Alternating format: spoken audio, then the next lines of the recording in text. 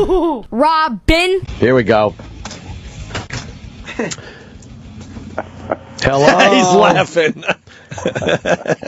He's laughing. Hello, sir. The one who's barely awake. Where, are you in Los Angeles? No, I live in Seattle. You live in Seattle. Oh, nice. That's still West Coast, so you're on West Coast time. I love Seattle. I only went once, and I hit perfect weather, and people are like, oh, look, relax. Is the rain thing real? Of course not. It's all a ruse by the Chamber of Commerce to keep people away. Does it work? I'm looking at Mount Rainier right now, and I see an eagle flying. Wow. So that gives you some idea of the sensibility here. I would think it was still dark out. In Seattle? Oh, it doesn't. 6:30, man. Oh, 6:30. Okay. 6:30. They're all right. Well, I want to welcome to our show the wonderful Mr. Tom Skerritt. Tom Skerritt. Anthony's been talking about you for a long time, sir.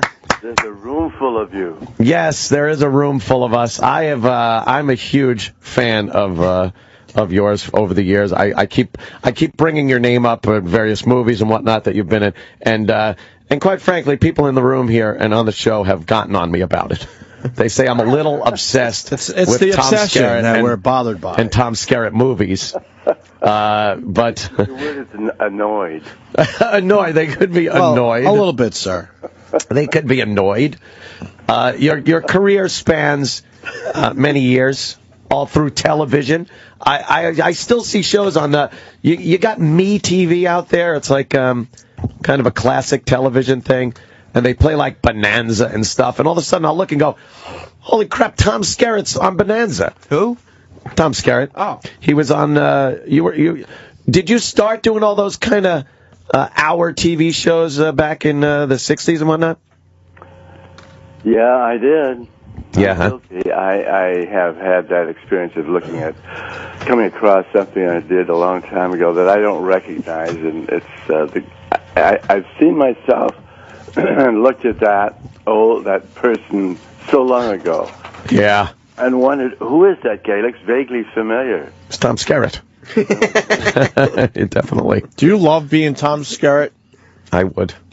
Well, I certainly like who I am. Yeah. Hi, Mr. Skerritt. Chip is in here. Do you guys ever get together like the old group from like Top Gun and stuff and just kind of get together for reunions and whatnot? Chip. No, I think those things happened 50 years ago when people lived in Los Angeles. But most of us who don't have to live in Los Angeles live elsewhere. So it's just, we're all over the country and we're doing different things. I have a life outside of the business, so. Yeah. What do you like to do when you're not acting? Well, I'm a writer. And I have a film school we started here in Seattle 10 years ago, which teaches storytelling. Really? And in any medium, focused on cinema, of course, but the success of that thing, that particular school, has given us the initiative to go down to Fort Lewis and teach storytelling to PTS vets down there. We started a year ago. It's like the Top Gun of writing and storytelling. I think that's pretty. I had never heard it put that way. Well, you know what? I'm a huge fan, Tom Skerritt, so I know everything you've done. He would love to be you, sir. In depth. You don't understand. You don't understand. He's had a great career. He was in one of my favorite movies of all time, which, of course, is Alien. That one, I think, was one of your best movies, sir. I got to say. Thank you. That was quite a treat doing it. Yeah, it must have been working with... And your character, everyone thought you were going to be the hero in that one. You know? You were the guy. You were kind of the head of the Nostromo there, and then it turns out to be Ripley. You know? Kind of a big twist back then. They didn't usually do that back in the 70s. No, they didn't. Everything about that was... alternative, I'll put it that way. Interestingly, initially I turned that down because they sent it to me, it had a $2 million budget attached to it and no director. Wow. And and no one else was involved, so I just didn't really see it as being at $2 million and no director, a very secure position. Really? So Wow. They called me a few weeks later and said, and I had just seen Ridley Scott's The Duelists. Uh-huh. And these guys called back and said, Ridley Scott's going to be directing it, and the budget's up to $10 million. And I said, of course, man, I got to work with Ridley Scott. So Yeah, he is quite it was amazing. more about Ridley Scott than it was initially about the material. Yeah, and you know what? Not really name actors in that, except for what's his name there? The android. Oh yeah. Oh, look at me. John. I'm all. Oh, John Hurt. John Holmes. Ian Holmes. Ian Holmes. Yeah. John Hurt. Yeah, two wonderful English actors. Yes. It's a nice group of actors. Nice company of people. Yeah, yeah. Oh, I love that one. And of course, Top Gun. A lot of have been said and made about Top Gun and the let's just say homoeroticism that was in there. Did you notice that in the script?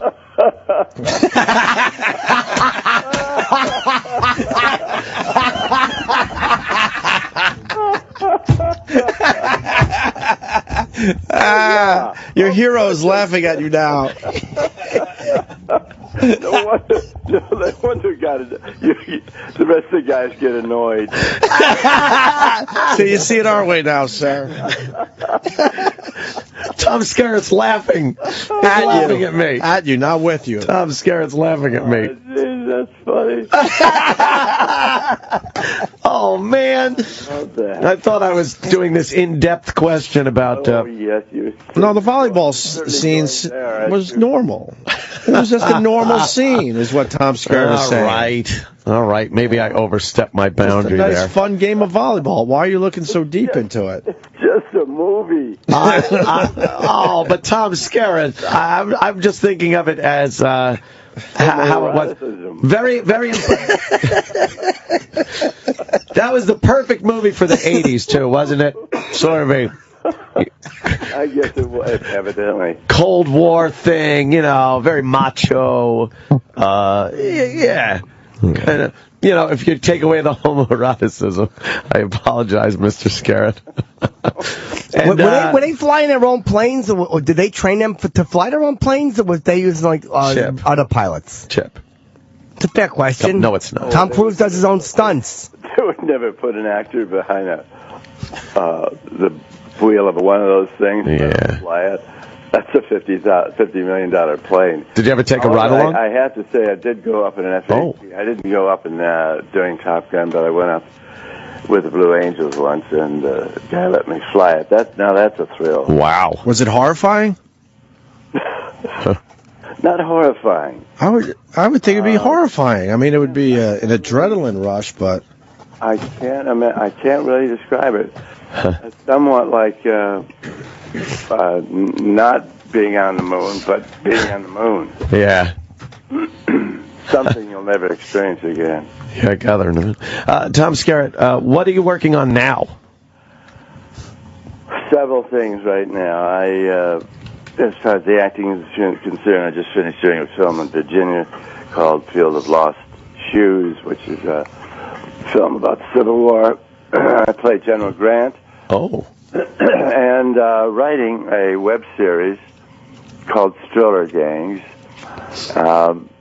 for a company we're starting up here, and specifically would write at the moment in about an hour leaving for Fort Lewis, our joint base Lewis McCord, to begin our next session of teaching storytelling to PTS vets, which is really the thing I'm really focused on. Oh, that's great. Very noble. Yeah. I like that.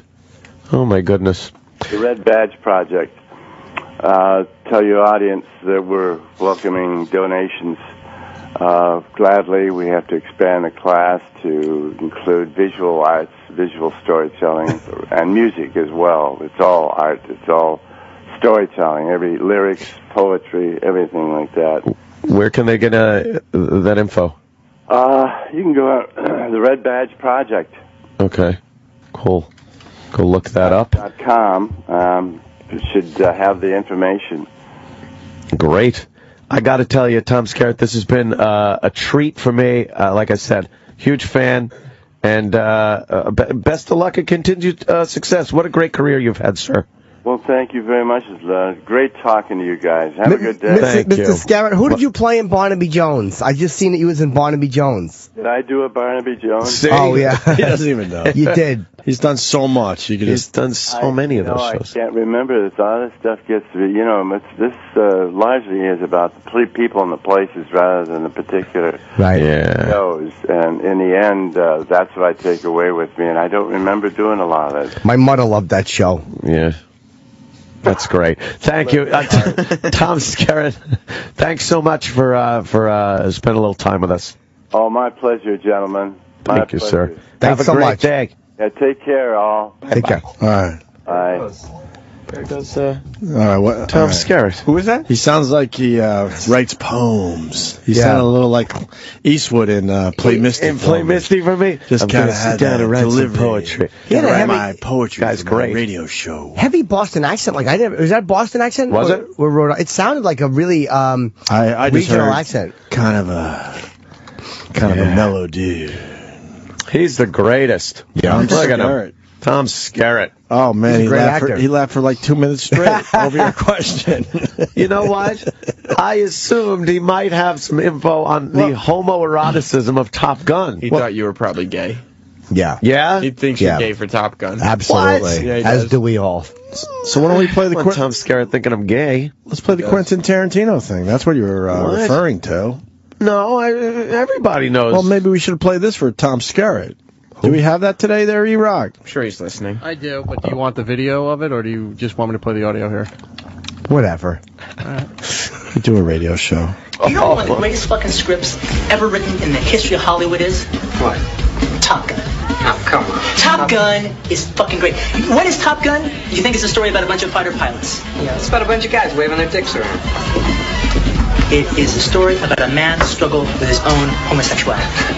That's this. That is what Top Gun is about, man. You've got Maverick, all right? He's on the edge, man. He's right on the fucking line, all right? And you've got Iceman and all his crew. Right. They're gay.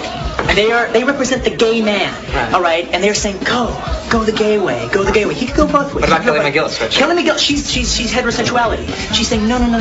Go the normal way. Play by the rules, go the normal way. And they're saying, no, go the gay way. Be the gay way. Go for the gay way. All right, that is what's going on throughout that whole movie. Goes to her house, right? All right, it looks like they're going to have sex. You know, they're just kind of sitting back. He's taking a shower and everything. They don't have sex. He gets on the motorcycle, drives away. She's like, what the fuck? What the fuck is going on here? Right. Next scene you see her. She's in the elevator. She is dressed like a guy. She's got the cap on. She's got the aviator glasses. She's wearing the same jacket that the Iceman wears. She is, okay, this is how I got to get this guy. This guy's going toward the gay way. So I got to bring him back. I got to bring him back from the gay way. So I'm going to do that through subterfuge. I'm going to dress like a man. All right? That is how she approaches it. Right. All right, but the real ending of the movie is when they fight the Migs at the end. All right, because he has passed over into the gay way. They are this gay fighting fucking force. All right, and they're beating the Russians. The gays are beating the Russians. All right, and it's over, and they fucking land. And Iceman has been trying to get Maverick the entire time. Finally, he's got him. All right, and what is the last fucking line that they have together? They're all hugging and kissing and happy with each other. And Ice comes up to Maverick, and he says, "Man, you can ride my tail anytime." And what does Maverick say? Maverick, "You can ride my sword fight! Sword fight! Sword fight!" There you go. There you go. That's what you were referring to, I believe. That was, with and Tom Skerritt. I got laughed at by Tom Skerritt. Looking at else? an eagle flying. Yeah. You know what else I realized? What? I have nothing to say to Tom Skerritt. Ah, man, you've been looking forward to this day for a while. Yeah, I have been, you know. I wish he was around so I could have him sign my Alien poster. I asked him some good questions. You did, Chip.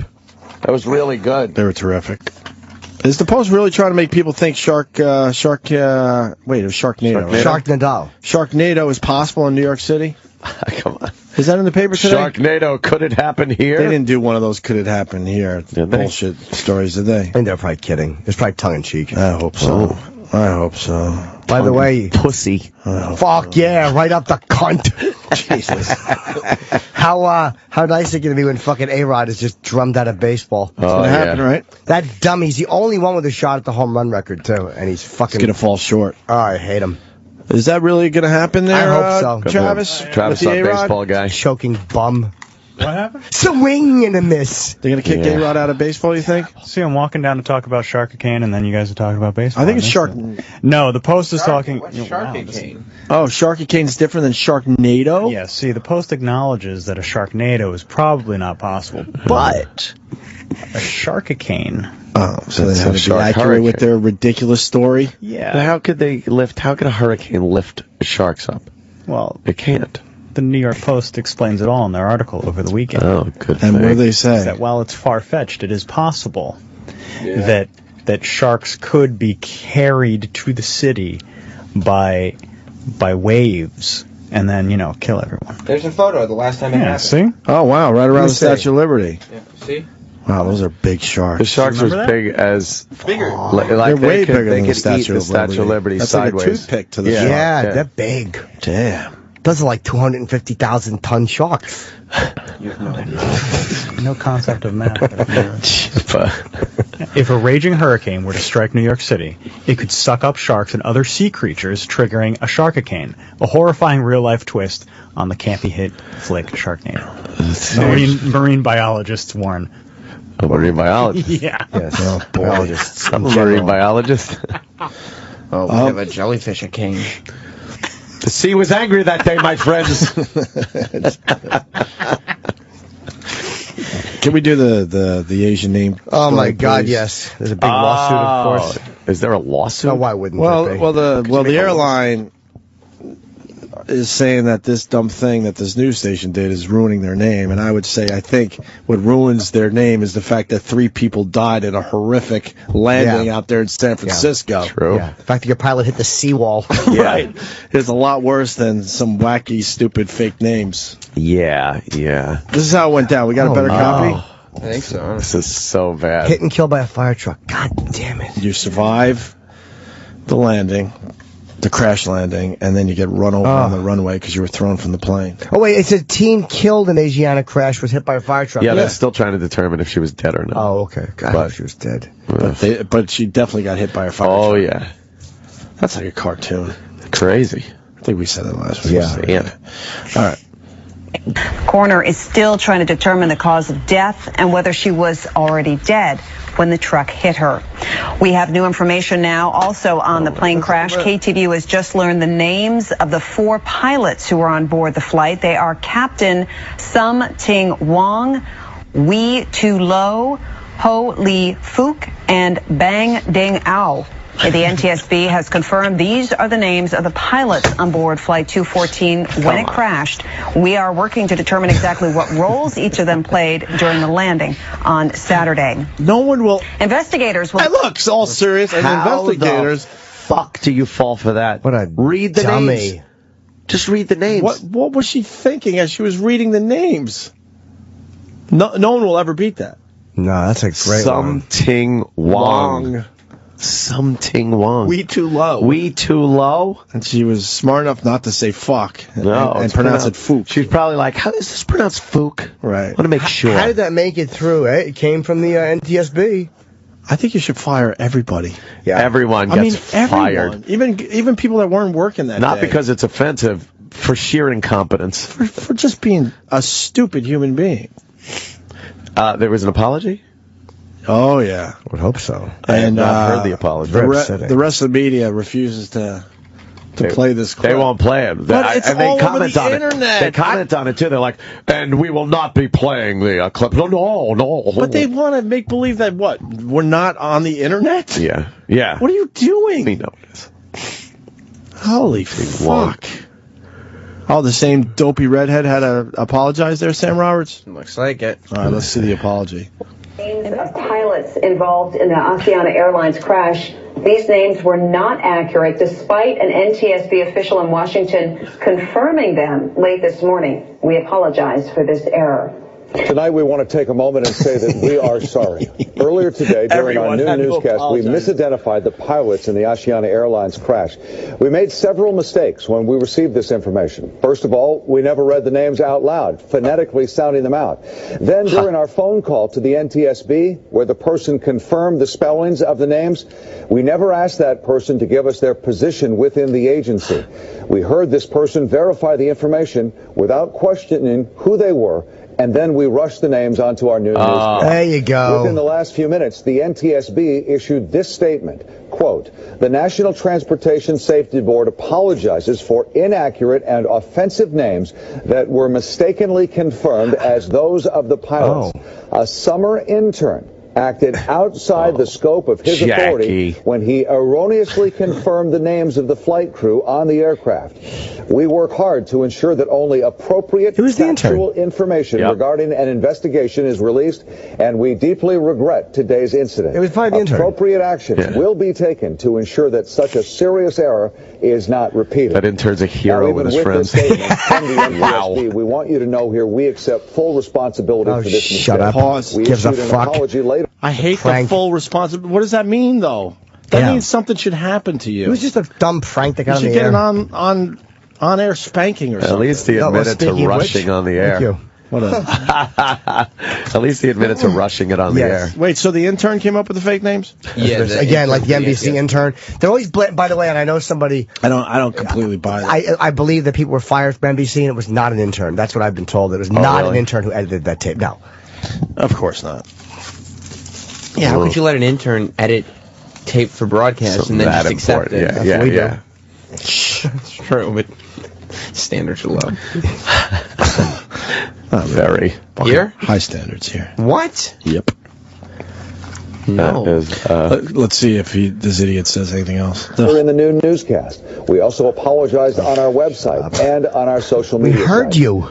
The fact is, we have a lot of good people here at Channel 2. And on behalf of all of us, I want to tell you that we pride ourselves on getting it right and having the highest of standards and integrity. Something Wong. High standards. Holy we made a mistake. So again, from all of us here at KTVU, we can only offer our sincerest apology. Wow. And he's just lying. You don't have high standards. You just fell for like a third One grader's of the oldest prank. tricks in the book. And our program, how do you have high standards? Our program director, Mike Hunt, says he's terribly sorry.